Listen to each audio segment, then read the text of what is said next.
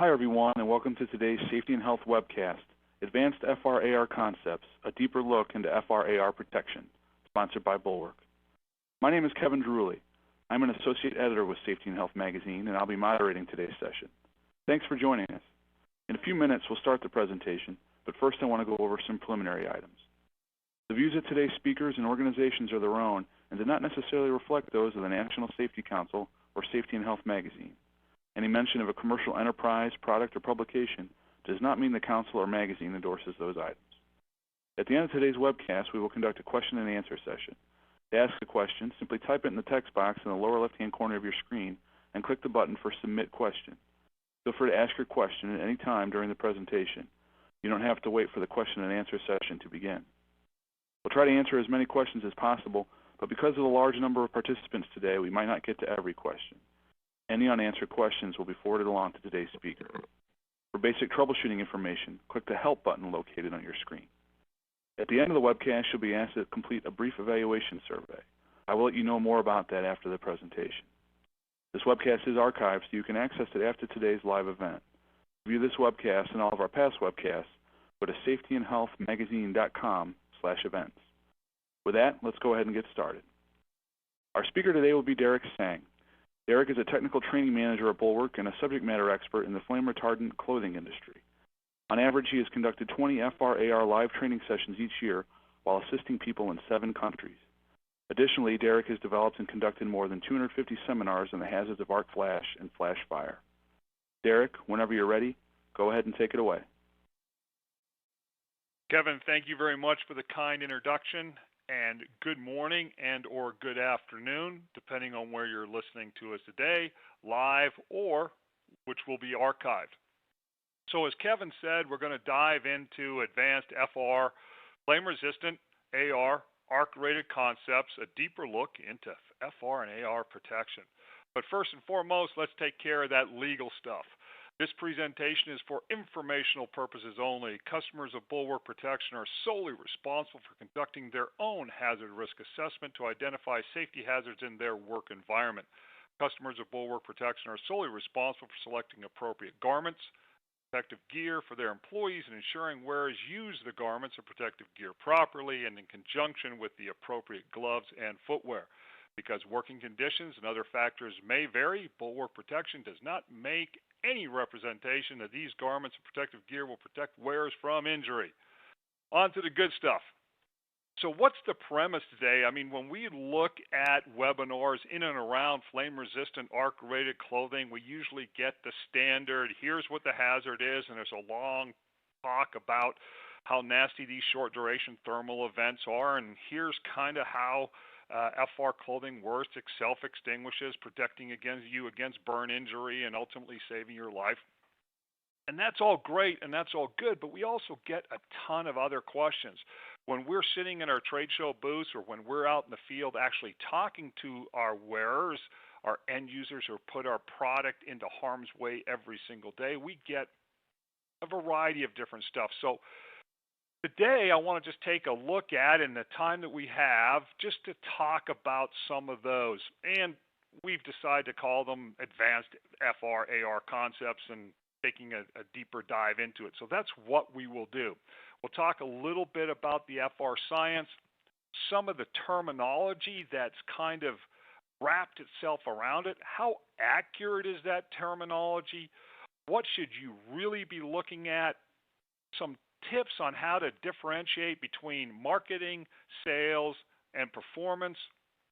We'll talk about what goes into these garments as far as how do you get an arc rating? What does it mean to have an arc-rated garment? What's an ATPV? What's an E sub BT? Is one better than the other? We'll talk about what does it mean to be certified by an independent source to be compliant to the NFPA 2112 standard, and what you should look for if you have a flash fire hazard. And then just briefly, in the time left, we'll talk a little bit about where the FR technology is heading. As Kevin said in the intro, I've been doing this a long time. I sold my first FR account, worked on FR back in 1995, and I tell folks back then you could get any style, any color of navy blue Nomex coverall you wanted. The industry was relatively new from an industrial standpoint. Your fabric offerings were relatively limited, and we've come a long, long way in that time. So we'll talk about where we were, where we're at today, and hopefully where you guys, our marketplace, is driving us to be. So my apologies right off. We use acronyms all over the place, and in many cases we forget that not everybody speaks our language. So a few definitions.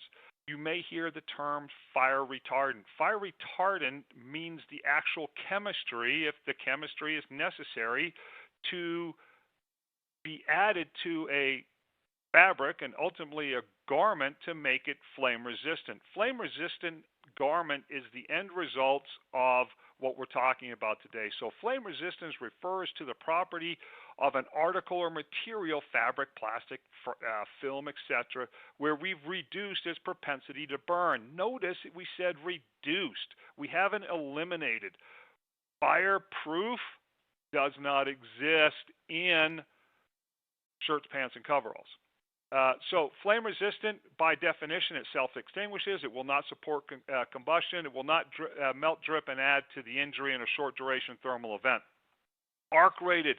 We've taken flame resistant fabrics and we have subjected them to additional testing to where now we can tell you it's been tested to an arc flash hazard and what your expectation can be if you're wearing that fabric in that hazard. We have used or kind of taken the two terms when we talk to them because people use them intermitting. So I say FR-AR. Other people say AR-FR. Flame resistant, arc rated. Everything has to be first and foremost flame resistant, or we can even additionally test it to become arc rated.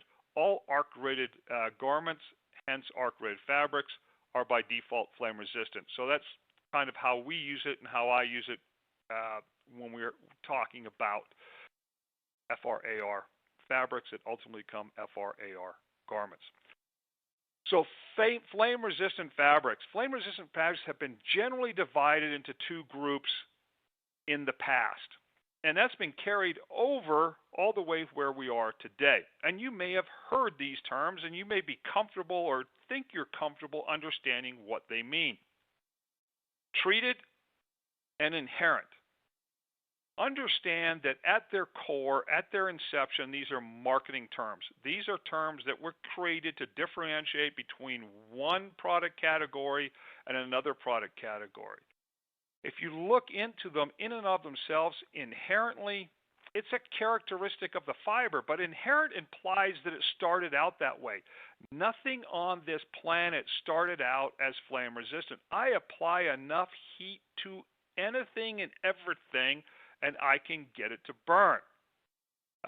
It may take a lot of heat in some cases, aka rocks, lava, etc., but there's nothing inherently with how it was initiated without humans making this have flame-resistant properties. We have to either affect it at the molecular level, the fiber level, or the fabric level, because the only one that we could use that meets that term is asbestos, and we wouldn't get very far making asbestos shirts, pants, and coveralls. Treated alludes to an external application, a surface application that may be subjected to laundering, washing off, wearing out. Both of those, I will tell you, at the most elementary level, are at least dated, obsolete.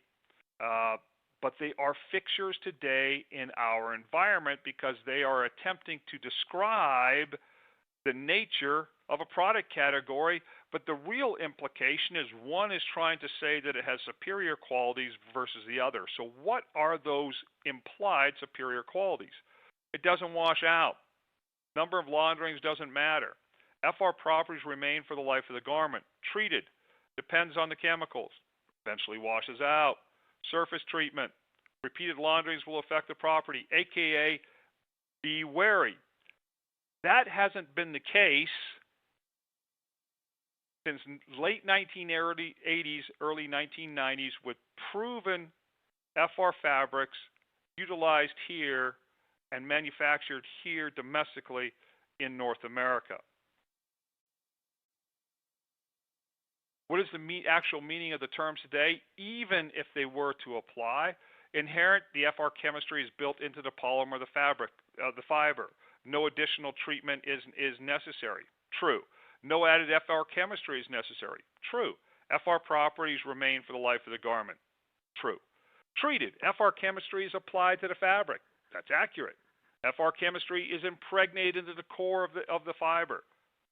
Market-proven fabrics today, absolutely. The FR properties of established brands of fabric remain for the life of that garment.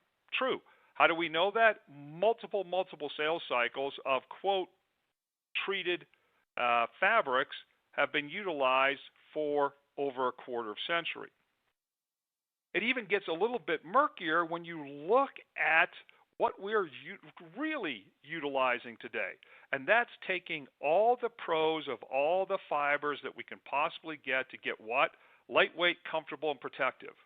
Now that's the way that we like to talk about it, when in actuality, when you're taking a fabric into a hazard like arc flash or flash fire, it is protective first and foremost. Then we can look at lightweight. Then we can look at comfort. So when we look at the pros of these fibers and we blend them together, if those fibers are indeed inherent, that's great. But then we weave them with a natural fiber for what? Comfort, flexibility, like say lyocell, that is AKA not treated, AKA has no flame resistant properties. And that's just two of the fibers. We add a third fiber. Maybe we add some I don't know, Kevlar for strength, some carbon for additional properties we may look in there. The bottom line is that definition now, not only was it obsolete today to utilize it, now it's even getting murkier, because what do you ultimately call that fabric that is utilizing this combination of fibers? So we do know that we can manipulate or impart FR engineering really at three different levels. One, we do it at the molecular level. Meta-aramids, para-aramids. Basically, we have changed the molecular formula of nylon, which everybody knows if I apply heat, it's going to melt, drip, and add to the injury. I changed that molecular formula, and now I have what? Nomex and Kermel. I go to the fiber level, and when that fiber is still a soup, I take fire retardant chemistry and I dump it into the soup, and now I start extruding a modified acrylic fiber, and it has FR properties. Was it inherent, or did humans engineer those FR properties into it? And then lastly, everybody who commonly thinks of that treated, we take something AKA fuel, a cellulosic like cotton, and we impart fire retardant chemistry into that cotton to where it does not burn. So these are the areas in which we can manipulate and impart flame resistant properties, and then we can take all these fibers and utilize them to give you the most protective, more comfortable, and most lightweight ones, so that you can have compliance in the workplace. So where are we really today? We work with manufacturers who have, over the last quarter of century, mastered a lot of this functionality, and we are using these in different combinations. We have inherent and treated fibers side by side. We have inherent and non-FR fibers side by side. The most important thing is, are they engineered? Do they have those flame-resistant properties engineered into that fabric? So ultimately, the day you need it to do what we have engineered it to do, and that's put itself out, it will do the job. There is no perfect fiber. Hence, there is no perfect fabric. That's why you've still got to look at your hazard risk assessment. You've got to evaluate, all the strengths and the weaknesses of the fabrics, what they can do, what they can't do, and will they provide you the best result if ultimately there's an arc flash or a flash fire. We're always, as a manufacturer across the spectrum, always looking for the next winning fabric, always looking to evaluate viable FR fabric and fiber options, and always looking for fabrics to enhancement and complement their lines. What are we adding to? How are we complementing it? And what additional mechanisms can we do to protect the wearer at the end of the day? So when we talk about FR properties or FR engineering or flame resistant properties, however we want to shape that, what are we really talking about? We're talking about interrupting the fire tetrahedron. You may have also heard it referred to as the fire triangle.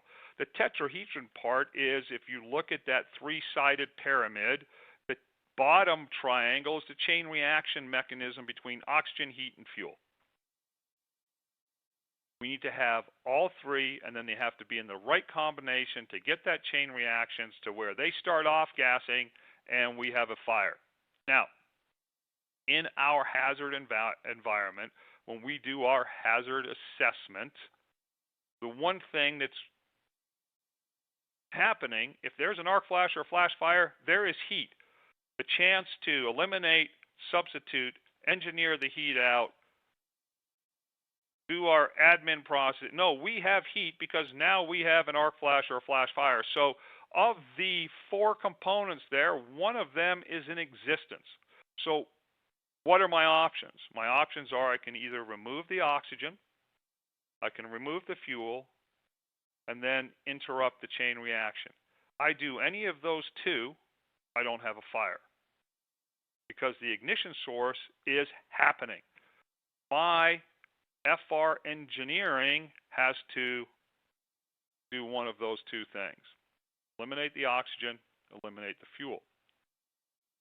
So when we talk about those, there's really three ways that we do that here commercially in North America.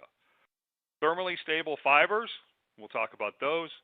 Radical Scavengers, that's kind of a cool name, be a great name for a rock band. And then bringing up the Char formers. We'll talk about what those are doing. So thermally stable fibers, you know them by their commercial names. You've got Nomex, you've got Kermel, you've got Kevlar, and others, and the generic forms of those aramids and that aramid family. They do not have any fire retardant chemistry added to them. That molecular formula has been tweaked, has been engineered to where it will not sustain combustion.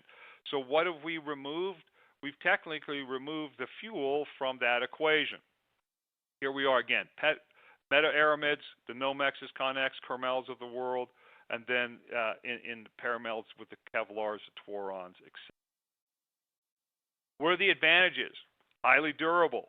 They can last for many years. They've got great durability. They don't rely on any additional chemistry to them. In and of themselves, those fibers will continually do that job that it's engineered to do at the molecular level. Some of the drawbacks, easily the most expensive option, even today with the economies of scales that we have. Relatively, and this is relatively when you look at it on the scale of a synthetic all the way down to a natural cellulosic, they can be a little bit stiffer. They can be difficult to dye. They don't hold a lot of different color options in there because of the way they are. Into our radical scavengers. Radical scavengers are fire retardant chemicals that release radicals in the air to what? Grab and lock up with the oxygen. If I can get to the oxygen first, I lock it up, I take it out of the equation. So here we had our taking away the fuel. Now we're taking away the oxygen. Where they exist, most commonly the bromine and the chlorine based. Bromines are the nasty ones. That's where all the bad press is. We work in the chlorine based side. The most common fiber utilizing That is motocrylic. You have non-FR motocrylics. Now you have FR motocrylics. Remember, going back to that soup, we're taking that fire retardant chemistry, we're imparting it in there, and now that's a product of the finished fiber. So we work down here in the polymeric radical scavenger area. That is where your motocrylic protective apparel is. Up here in the nasty textiles, foams, plastics, and other molded materials are bound with that bromine-based one. That's where that off-gassing and stuff, and especially when you talk to our firefighting community, when they're walking across fire sites and they're knocking them down after the fire's gone and they're getting all that off-gassing, that is a lot of where their concerns and stuff come in. Advantages, very good flame resistancy. They're generally easy to dye and process and work with. The FR, obviously, from being a fundamentally part of the fiber, no additional finishing is necessary. Drawbacks, motocrylic, unfortunately, very weak fiber in and of themselves. Other support fibers are needed to make really functional, good, commercially viable garments, so you have that mixture of protection, comfort, and then ultimately, you're paying a lot of money for these, so you want them to last. So we need to blend and take other supporting fibers that are going to give some strength to those motocrylic fibers in and of themselves. Last and definitely not least, we have our char formers. These are phosphorus-based char-forming additives, and they work really in a couple of different ways. They, at the end of the day, in a thermal environment, they char. By charring, they remove the fuel. They are carbonizing. That layer of fuel is gone. They interrupt that fire triangle, that fire tetrahedron we showed you by eliminating the fuel. So we have fuel eliminators in our Nomexes and our caramels. We have oxygen scavengers taking away oxygen in our FR motocrylics. And here we have cellulosics that have FR treatment that also allow it to remove fuel from that fire. They work in a couple of different ways. I'm sharing this only because people think this is a relatively easy process. They think there's some bath out there where these fabrics just go in for a little dip, they come out the other end, and we're applauding and saying you now have FR properties. Mastering this process is not simple. It is complex. It has to be done right. The good thing, as I said here domestically here in the U.S. for over 25 years, we have been doing that. We have good, strong processes that create commercially successful products for a quarter century.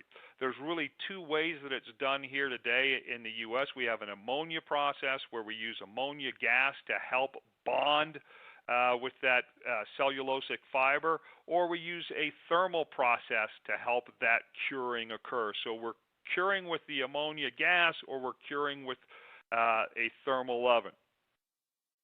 We then make sure that it goes through an oxidization process, so that reaction is what? Irreversible. The polymer does not unzip. It bonds and binds with that cellulosic. It's not leaching out anywhere. It actually becomes part of that fiber matrix. And then we finish it in a multitude of different ways. The bottom line, the key takeaway in this when we look at our char formers is it is a legacy fabric. By legacy, we've been utilizing this technology successfully in thousands and thousands and thousands of folks in hundreds of incidents since the late 80s, early 90s, and here we are in 2020. So the technology is sound and it's been proven, as have the others. So the advantages, cost effective, it's comfort properties, you're capturing all those strengths of your cellulosic, or in this case, primarily cotton that we're talking about. Dyeing and finishing, relatively easy to do. Drawbacks, lower service life. Why? Cotton wears out faster than synthetics. That's a no-brainer.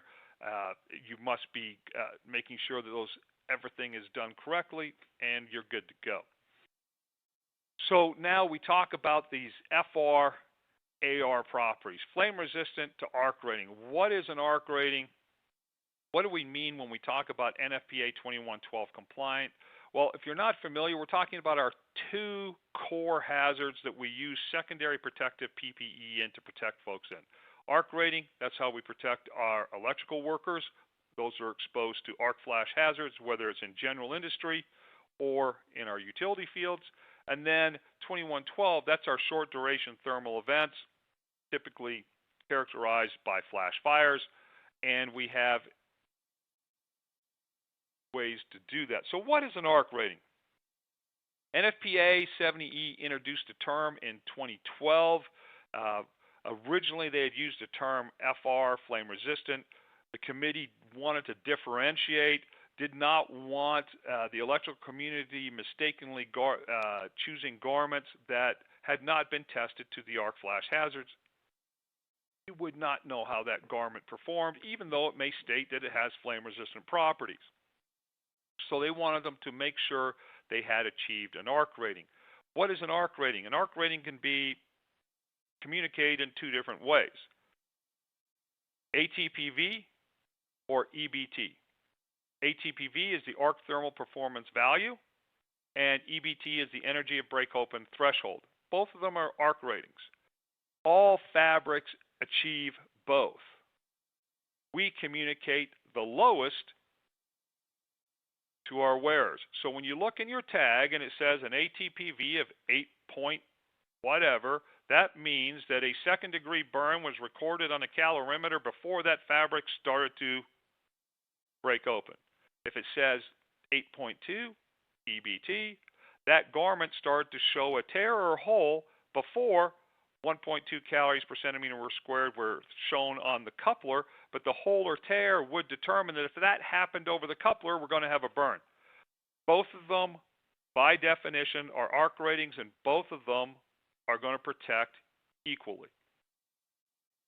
The key is, on that label, if you have an ATPV or an E sub BT, that fabric has been tested to exposure in an electric arc. Without that, you have no idea how that garment is going to perform. Thankfully, for the large part domestically in North America, this is not an issue with everyday shirt, pants, and coveralls. Asterisks, where do we see this as an issue? High-vis vests and rain gear. Vests that are declared to be FR, or worse yet, SE, which is self-extinguishing, which is meaningless if you have an arc flash or a flash fire hazard. And then secondly, rain gear that says it's FR. That may be ASTM 6413. It may be ASTM 2302, and those are the only standards in which it claims its FR properties. You have no idea how it's going to act in that arc flash event. So be very cautious in those areas. But for the most part, we are going to see an ATPV or we're going to see an E sub BT in our shirts, pants, and coveralls today. So how is that done?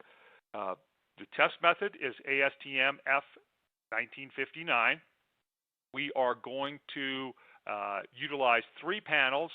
We're going to have corresponding fabrics on one on each panel. We then control the distance. We control the voltage, the gap, etc. And then we manipulate the cycle time in order to achieve higher and lower incident energies. Those incident energies are either going to not break open the fabric or break open the fabric at a particular calorie rating. If I get a 1.2 calories going through to my calorimeter, I've got a second degree burn and the fabric hasn't broken open, that's going to register as a burn. If the fabric breaks open, I'm going to register that as a burn. Just remember this, these are done in laboratories. These are a piece of piano wire sitting between 2 electrodes, and we manipulate it and we contain that arc inside a Faraday cage, and we're talking about strips of fabric, and that's what we are recording. These are not real world arc flashes. There are lots of nasty things happening when I superheat air from ambient air temperature of 70 degrees to 35,000 degrees in a blink of an eye. I get blinding white light. I get acoustic energy. I get concussive force.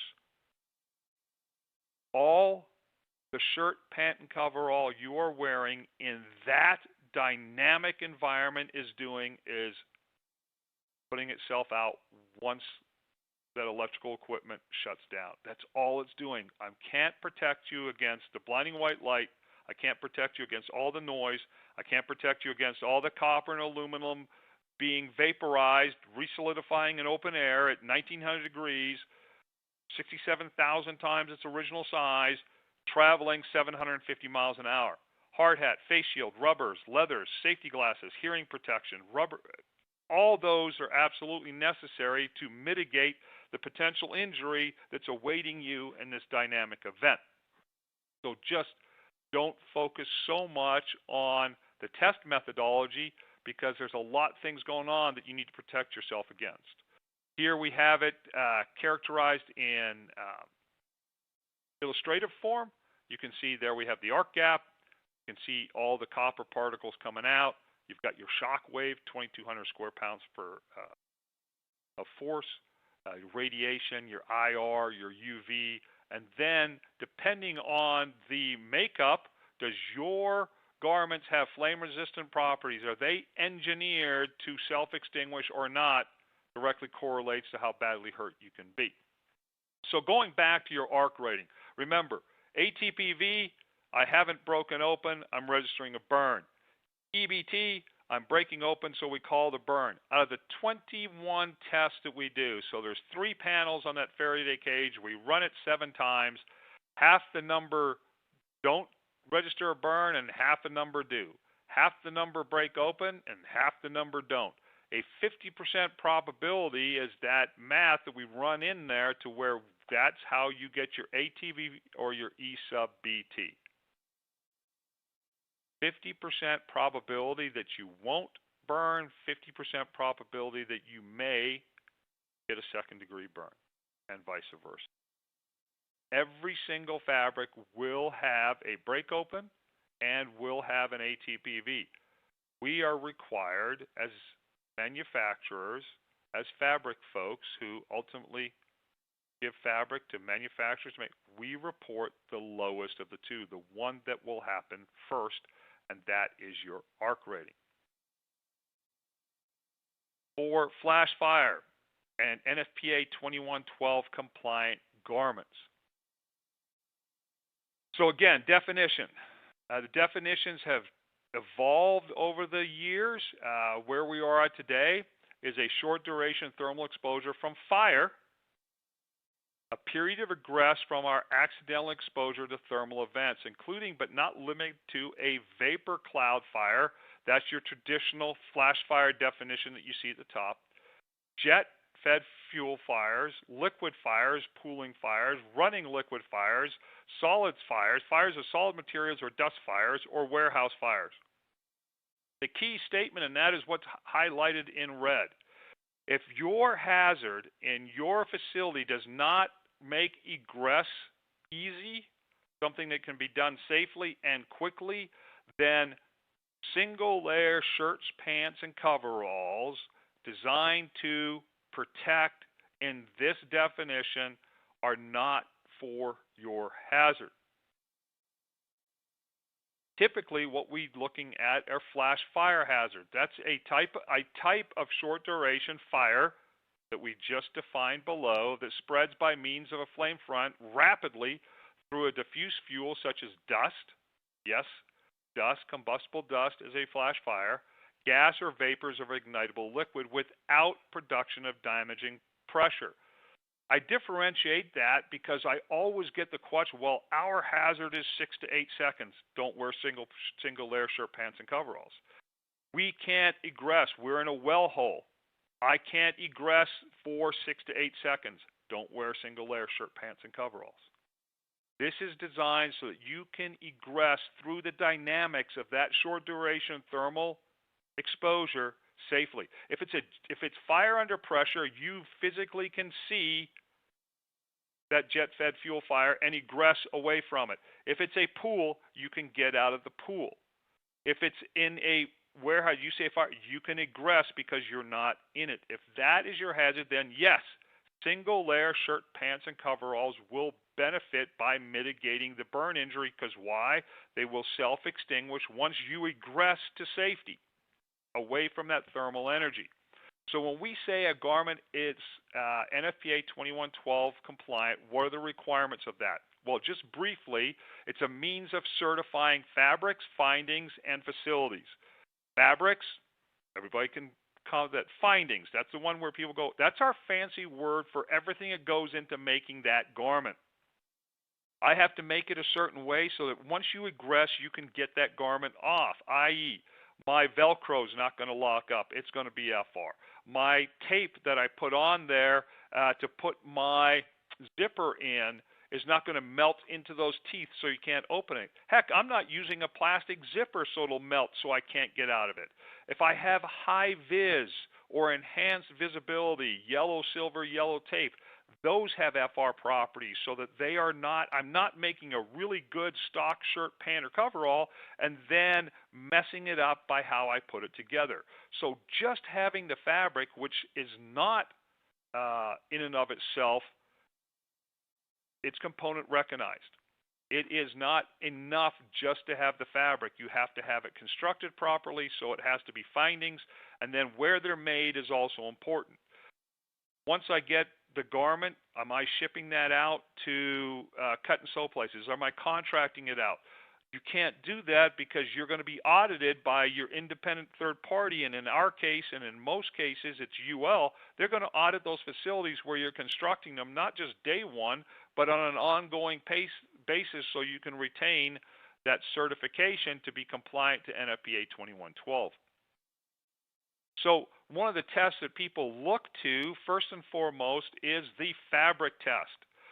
Notice I said fabric test, not a garment test. These are the test results that you typically see from ASTM 1930 test mannequin. When we are constructing garments, when we are evaluating fabric, the demarcation line is less than 50% body burn. But remember, these are for us to start evaluating fabric. The first thing to notice is the heads on these mannequins are completely consumed. Why? They're not protected. That's 7% of that burn number down there is never protected, and that is communicated in this test results. The other thing is there are no pockets. There's no additional chest pockets, rear pockets, side pockets, cargo pockets, double-layered knees, double-layered elbows, gussets, collars, anything, placards, all that where there would be additional protection in a commercially viable garment are not utilized or taking into consideration here because we are just using a single layer fabric to determine these results. So what's my point?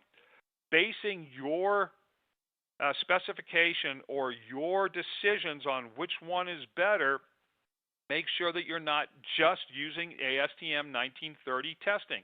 It can be part of that, but it should not be the end all to say that 34% versus 14%, 34 is worse than 14. By the standard, they're both equal. Why? It's a pass-fail standard. They're both less than 50%. Both those fabrics would be considered passing, and we haven't even started constructing shirts, pants, and coveralls yet. In fact, in the standard alone, it tells you not to utilize ASTM 1930 test protocol for specification purposes. It's a jet-fed fuel fire, first and foremost. It's not a flash fire. Secondly, it does not take garment design into consideration with the test results. Garment designs that provide different areas of body coverage are going to give you different results. So just remember, fires are fuel-fed. They are relatively static for the most part, aka I have a structural fire, it's contained within the structure. It's normally either by planned, I mean, there it is, or I know about it, it's happening. A multi-layer protection is needed. Most importantly, we need to protect highly sensitive areas. What are those? Feet, hands, face, and we also have to breathe. So extensive PPE is needed when fighting fires. Flash fires or short duration thermal events as described in NFPA 2112, which these single layer shirt, pants, and coveralls are designed to mitigate injury from, are relatively fuel limited. Why? It's diffuse fuel in open air being rapidly consumed. By that, it's a rapid moving flame front. It's moving from point A back to the source very, very quickly. It is secondary protective. Why? Because we are wearing these garments with flame-resistant properties for the chance that there may be a thermal event. We're not wearing them because we're going into thermal events. And typically, respiratory protection is not going to be needed because, again, these are going to be very, very short. So I want to share this with you schematically, so to speak. So flash fire dynamics, especially when we're talking about vapor clouds. Obviously, we have a pipe, which you see here as green or brown, depending on your screen. We have a break in that. That's the little blue jagged edge there. And we have diffuse fuel starting to leak out of it. We have our thermal source here, characterized off to the left.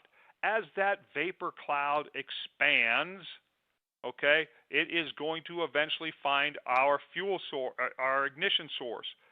That ignites that flame front, driving it where? Back towards the origin. It will circle around and fully consume itself until what? As long as there is fuel within that broken pipe, and it's still, we will have a fire. We go from the horizontal, the flash fire, to the vertical, where we now have a fire. That is what we are protecting you against. So when we look at that test dynamic of 3 seconds, 360 degrees, and 60 seconds of data collection to evaluate those single layer fabrics, when we look at the event in real time, in the real world, here we have diffuse fuel, in this case propane, going to the left, and in that circle you have your ignition source just at the end of the picture. As it ignites, it's already moving, consuming that fuel dynamically within, if you look at that, from 0 to 0.22 seconds, I've moved from as far left as that ignition source as you can see as I'm starting to dynamically move across the view front. Then we're completely out of the picture because we're way back off the screen where the source is, and that whole event took 2.06 seconds. What's my point? Remember, it's a laboratory. We are testing fabric in a laboratory for a full 3-second exposure, exposing that mannequin at 360 degrees, trying to get a feel for how much second and third degree burn can accumulate under those very, very severe conditions. So both ASTM 1959 for arc flash, laboratory. ASTM 1930 for flash fire, not laboratory. They are not real world. They're a way for us to evaluate the performance of fabrics that we ultimately cut and sew into garments that will be built to protect you in the real event. Remember, certifications and test results are on that fabric on that day under those conditions, and I hold that certificate really for as long as I want to keep cutting and sewing that fabric. So the real thing is look for market-proven performance. Look for fabrics, look for manufacturers, and combination of fabrics, manufacturers, and end users who have used them through multiple sales cycles to look for what is proven and will do the job in the worst case scenario. So really know your supply chain. It's important to invest the time and effort. I struggle with folks who are making purchases sight unseen.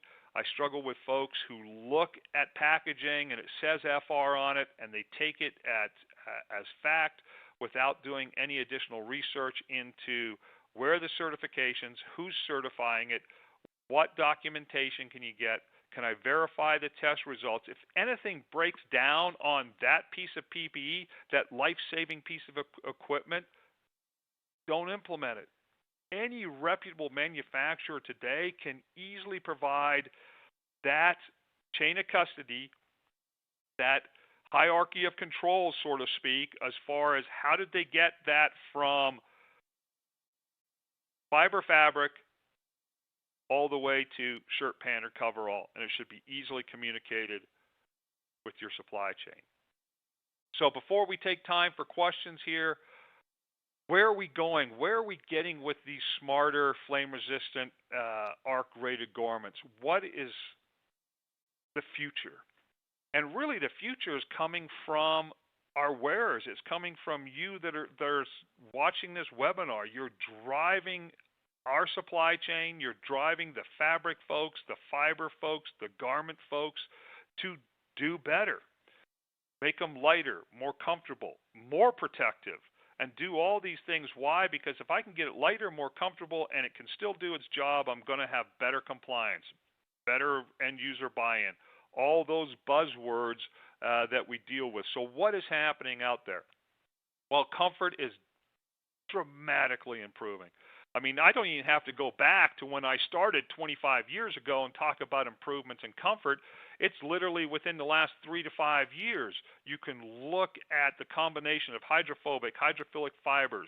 You look at the technology and the advancements that we've seen in athletic performance gear, and you're seeing that mirrored for occupational athletes, if you want to categorize them as such. I mean, you're out there 8 to 12 hours a day and all across all weather conditions, and you want to be insulated when it's cold, you want to be cool when it's hot. We're in extreme conditions. My home state of Arizona, heck, we're coming out of winter and we'll be in 105 and 110 here any day. And I still have my folks who are in Williston, North Dakota, where we're just barely getting back over zero. And we have to deploy shirts that are engineered with flame-resistant properties across all those climates. So the chemistry is getting better. What does I mean by that? We are able today to capture synthetic fibers that we have not had access to in the past because of the improvement of the FR chemistry, which ultimately leads to better FR engineering. We are able to take garments to where, unless they are involved in a short duration thermal event like an arc flash or a flash fire, they stay lightweight. When that thermal energy, they instantaneously, in that nanosecond, they react and they start to beef up and get large. So you have a 5-ounce shirt that acts in a thermal event like it's 7.5, 8 ounces. That technology wasn't available 5 years ago. Durability, these are not inexpensive. We want to also make sure that it's a wise investment, that you're going to get 18 to 24 months out of a shirt, pant, and coverall when you are investing the kind of money that you're investing in order to be compliant. So we're coming up, and because we can utilize new synthetics, we can apply things that have been very, very successful in our non-FR commercial side, workwear side, things like ripstop, other advantages to where you can get better rip and tear resistance. Mobility, that is huge. You look at all the ergonomical studies that have been done in order to make people more functional. Why? If you're not fighting your clothes, you're not getting tired at the end of the day. If you're not tired at the end of the day, you've taken one of the human performance characteristics and minimized it that ultimately cause accidents. Why? We're tired. We can't focus. We're nothing. So if you don't have to fight that shirt, pants, or coverall for an 8-hour shift, maybe you're not as fatigued at the end of the day because you have a much more ergonomically enhanced garment. Ultimately, the goal is to build performance garments that just happen to have flame-resistant properties. Because why?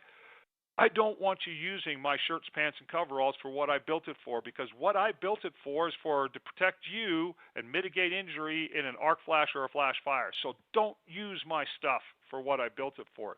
That being said, all the other time you're using it, let's make it as lightweight and as comfortable as we can, and that's ultimately what the marketplace is driving for. So in summary, fire is a complex chemical chain reaction. Retarding fire can be accomplished by either interrupting any leg of that fire tetrahedron, and primarily we focus on getting rid of the oxygen or getting rid of the fuel. In flame-resistant fabrics, 3 common techniques are employed. Thermally stable fibers that we talked about, those are your synthetics, quote-unquote, characterized as inherents in the past. That's your aramids, your Kermels, your Twarons, your Kevlars. Then you get into your gas phase radicals, pretty much dominated with your FR motocrylics, and then solid phase char formers. Those most commonly known are your cellulosics, aka your cottons, your 8812 and your 100% cottons, and all the different combinations that have evolved since. Each of the flame-resistant fabric strategies has advantages and drawbacks. We as developers are trying to maximize their strengths, minimize those weaknesses. Whether the FR technology is a property of the fiber structure, engineered into the fiber, or engineered into the fabric, flame-resistant fabrics can be produced where it's durable for the life of that garment, and they can be guaranteed to do just that.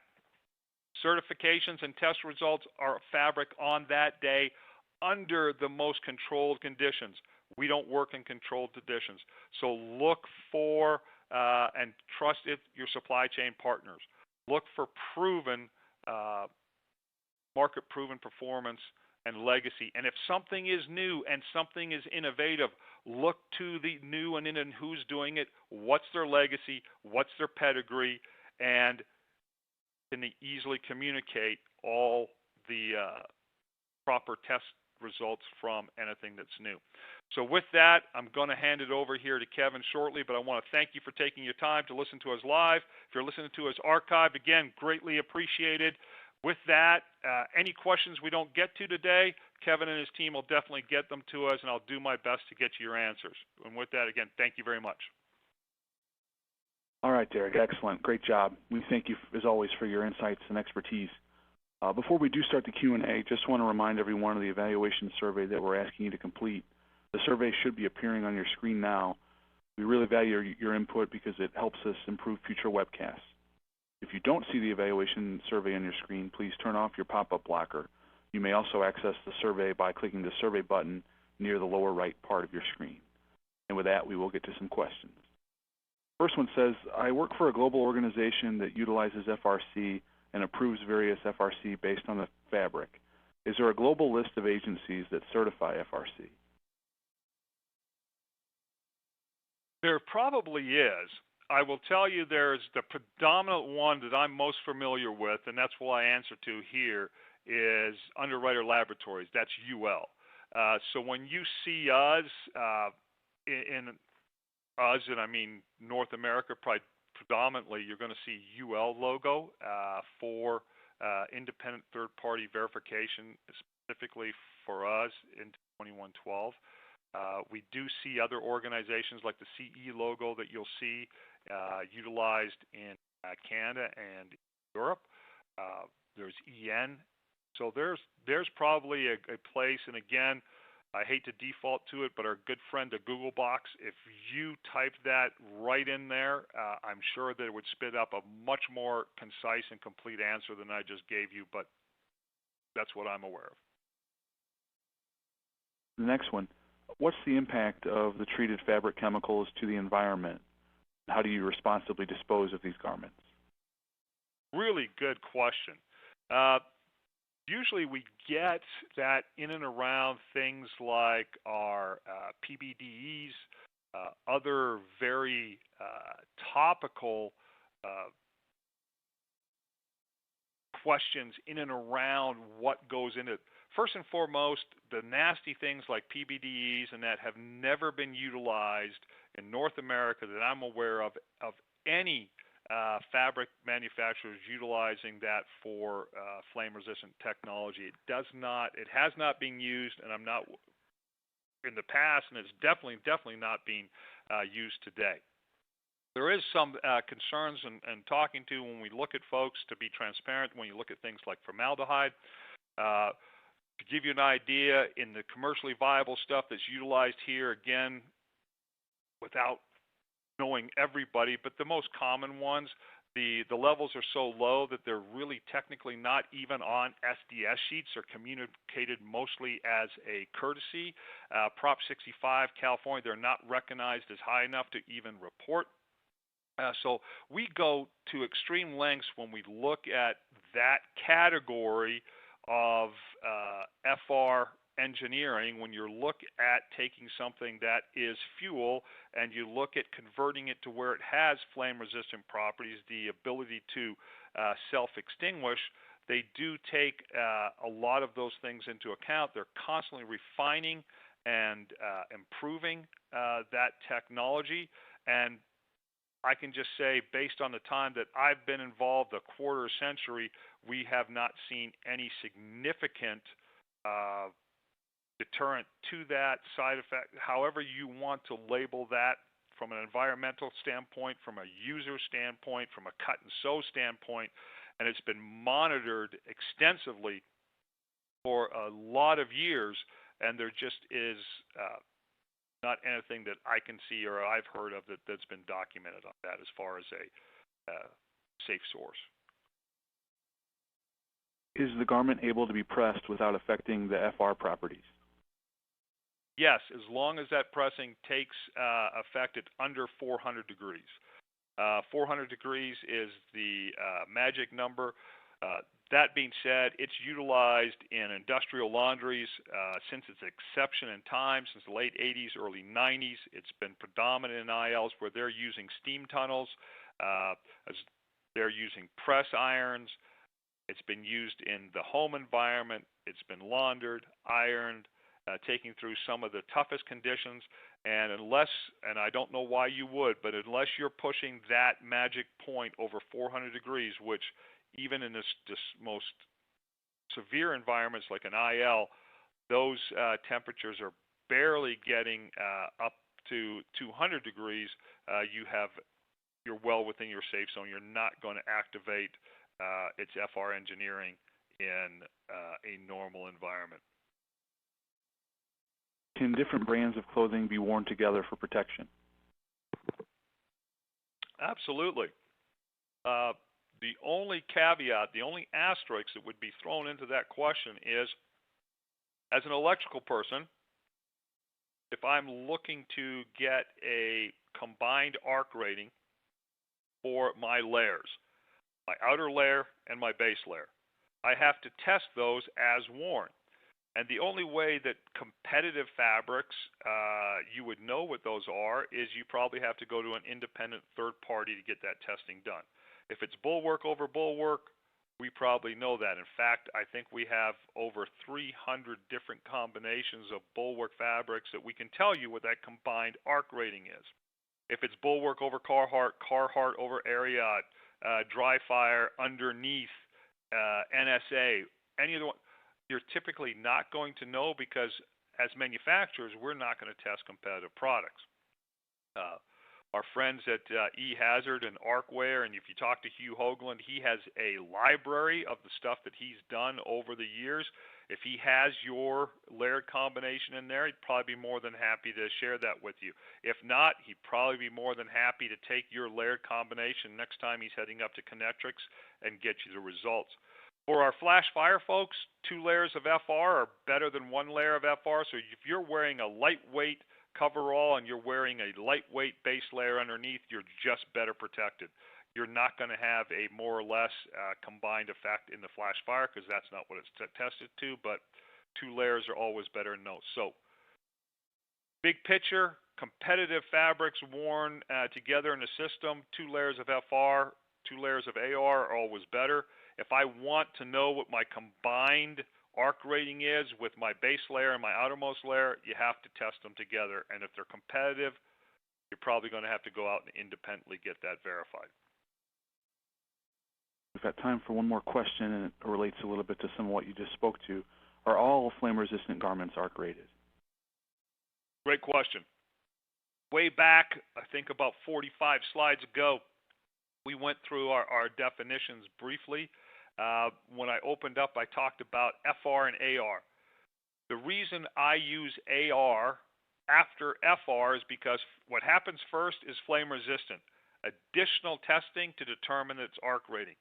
Arc rating means it's actually been tested in a simulated arc flash so you have some semblance of how it's going to perform. If it just says FR and there's no ATPV, no E sub BT in that labeling, you have no idea how it's going to act in that arc flash. And remember, it's not just the arc. You've got concussive force, you've got molten metal, you've got all these nasty things happening, and if you've never tested that fabric, you've never tested that fabric matrix up inside that hat, you have no idea whether it's going to do what you want it to do, and that's self-extinguish once that thermal event is gone. Not melt, not drip, and not add to the injury. So again, all AR fabrics are FR, not all FR fabrics are AR. Hopefully that helps clarify it. Oh, no, it certainly does, and we thank you for that answer and all the others. Unfortunately, though, we've run out of time. Sorry that we didn't get to everyone's questions, but as Derek indicated, all of today's unanswered questions will be sent along to him. Once again, we hope you take the time to fill out the evaluation survey on your screen and give us your feedback. With that, we end today's Safety and Health Magazine webcast. I'd like to thank Derek Sang, everyone at Bulwark, and all of you who listened in. Thanks, and have a great day.